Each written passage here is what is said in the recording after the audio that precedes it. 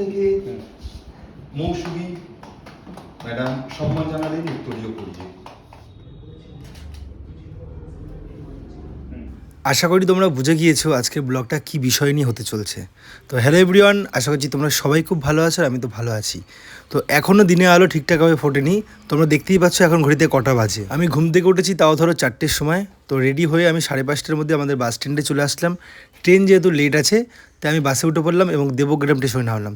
দেন সেখানে নেমে আমি একটু চা বিস্কুট খেয়ে আবার বাসে উঠে পড়লাম কাটোয়া যাওয়ার উদ্দেশ্যে, কারণ কাটোয়া আমাদের বাড়ির থেকে 2টো বাস পাল্টেই যেতে হবে। তারপর বাস থেকে নেমে আমি চলে আসলাম গঙ্গার ঘাটে এবং ঘাটে এসে আমাদের নৌকা পার হয়ে যেতে হবে কাটোয়াতে।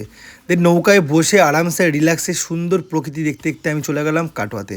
আমি যেহেতু কাটোয়া স্টেশনে যাবো তাই রিক্সাতে বা টোটোতে আমাকে যেতে হবে। দেন তারপরে রিক্সাতে উঠে টুকটুক করতে করতে আমি চলে আসলাম ফাইনালি কাটোয়া স্টেশনে। আর এখন টাইমটাও দেখতে পাচ্ছ, আমি বাড়ির থেকে বেরোনোর সময় দেখেছিলাম 5:30 বাজে আর এখানে এসে দেখালাম 8টা বাজে। তাহলে কতক্ষণ আমি জার্নি করলাম।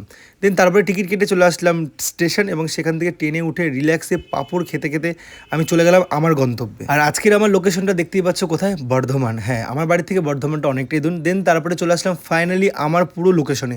আর এখানে এসে আমি রেডি হয়ে গেলাম। আর আমাকে রেডি হয়ে কেমন লাগছে অবশ্যই কমেন্ট করে জানিও। অনেক সকালে বাড়ির থেকে বেরিয়েছিলাম তাই ঠিকঠাক করে খাওয়া হয়নি, তাই এখানে এসে আমি একটা আপেল খেয়ে নিলাম। আর আপেলটা আমি বাড়ির থেকে নিয়েছিলাম, কারণ আমি কোথাও গেলে মিনিমাম জল আর একটা খাবার রাখি, কারণ পরিস্থিতি কখনো না কখনো আমাকে কোনো না কোনোভাবে পেটে ব্যথার মধ্যে বা খিদে পাওয়ার মধ্যে ফেলেই দেয়।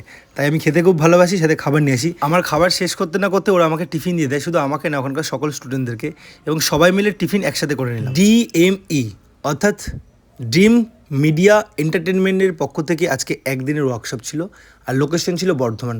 বিশ্বাস করুন আমার পুরো ধারণাটা ভুল ছিল। আমি বাড়ির থেকে আসার সময় অনেক কিছু ভাবছিলাম যে কোথায় যাচ্ছি, কী হবে না হবে।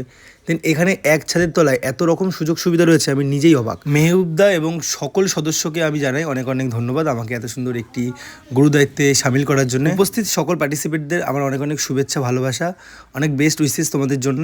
তোমরা এক ছাদের তলায় সত্যি অনেক সুযোগ সুবিধা পেয়ে যাচ্ছ, তোমরা এটাকে কাজে লাগাও। দেন তোমাদের সঙ্গে আবার অবশ্যই দেখা হবে খুব তাড়াতাড়ি। তোমরা যদি মনে করে থাকো যে এক ছাদের তলায় থেকে নিজেদের স্বপ্নগুলো পূরণ করবে, অবশ্যই আমাকে কমেন্ট করো, আমি যোগাযোগ করে দেবো। আর লোকেশনটা বর্ধমান, যাদের বর্ধমানের কাছাকাছি সুযোগ সুবিধা হবে তারা অবশ্যই যোগাযোগ করে নিও। সবাইকে খুব সুন্দরভাবে আমি আমার মতন করে শেখালাম, তার কারণ যেহেতু আমাকে তারা গুরুদায়িত্বটা দিয়েছে, এই কর্তব্যটা আমার মধ্যেই পড়ে। আপনার নামে মানুষ সমালোচনা করবে, আপনার নামে বদনাম করবেই, এটাই হচ্ছে বাস্তব। কিন্তু আমি আমার কাজকে বড্ড বেশি ভালোবাসি। আর আমি আমার কাজকে এতটাই বেশি ভালোবাসি যে আমি এইসব সমালোচনা বদনামে কানে দিই না। আমার শুধু একটাই লক্ষ্য, নিজের কাজকে নিয়ে এগিয়ে যাও।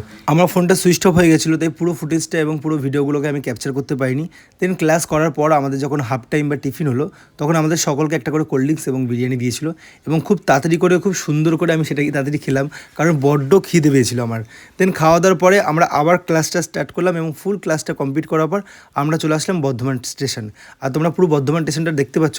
ওখানকার স্টেশনটা এতটাই বড় ছিল আর এতটাই সুন্দর ছিল যে আমি বারবার শুধু তাকিয়ে দেখছিলাম। আর যাওয়ার আগে বলে যাচ্ছিলাম যে খুব তাড়াতাড়ি আবার আসবো। দেন ওখানটা চা খেতে গিয়ে আমার একটা মাসির সঙ্গে দেখা হয় এবং তিনি বলছিল অনেকদিন খায় না।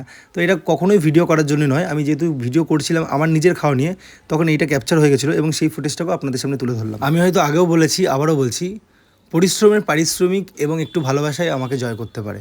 আমার সঙ্গে কেউ যদি বেইমানি করে আমি তার দিকে ঘুরেও তাকাই না। আর এটাই হচ্ছে আমার মূল মন্ত্র। একদিনের ওয়ার্কশপের জার্নিটা সত্যি আমার কাছে খুব ভালো ছিল। আপনারা সকলে এইভাবে আমাকে আশীর্বাদ করবেন, আমি যেন আমার স্বপ্নগুলো পূরণ করতে পারি, সব ইচ্ছেগুলোকে যেন আমি নিজে একটু একটু করে যেন নিয়ে এগিয়ে যেতে পারি। আর সারাদিনে যে ক্লান্তিটা, এত দূর জার্নি করে গেছি, এই ব্যাপারগুলো সত্যি আমার মধ্যে ছিল না, কারণ আমি আগেই বলেছি আমি যখন যেখানে তখন সেভাবে নিজেকে প্রেজেন্ট করি। আমার কাছে যদি কিছু দেওয়ার থাকে আমি তার থেকেও বেশি আপনাকে দেবো, যদি আমার কাছে সেটি দেওয়ার ক্ষমতা থাকে। কিন্তু আপনি যদি আমার কাছ থেকে সবটা নিয়ে আমার সঙ্গে বেইমানি করেন, তাহলে আপনার দিকে নেক্সট টাইম আমি ঘুরেও তাকাবো না। আমি আমার কাজের এক্সপিরিয়েন্স থেকে এবং জীবনের কিছু ঘটনা থেকে একটা কথাই বলবো, এরকম প্রচুর মানুষ আমার জীবনে এসেছে গিয়েছে, বাট আমি আমার জায়গায় স্টিক, আগেও ছিলাম, এখনও আছে, আর ভবিষ্যতে থাকবো। তারপর সবাই মিলে আমরা বর্ধমান স্টেশনে আসলাম এবং সেখানে এসে আমরা চা, তারপরে কোল্ড ড্রিঙ্কস অ্যান্ড ডিম টোস্ট অনেক কিছু খেলাম। এবং যেহেতু সবাই সবার গন্তব্যে আলাদা আলাদাভাবে চলে যাবে, তাই সবাইকে এখানে টাটা বাই বাই করে দিলাম। একজনের কথা না বললেই নয়, এই মানুষটা আমার জন্য সবসময় খাবার কিছু না কিছু পাঠিয়ে দেয়। তো রুটি ঘুগনি এগুলো পাঠিয়ে দিয়েছিলো, এগুলো আমরা খেতে পারিনি, বাট তার মাঝখানেও দিয়েছিল মালপোয়া। আর একটা নয়, একাধিক। আমি আগেই বলেছিলাম জেঠিমা আমার জন্য যখন খাবার পাঠাবে একটু বেশি করে পাঠাবে।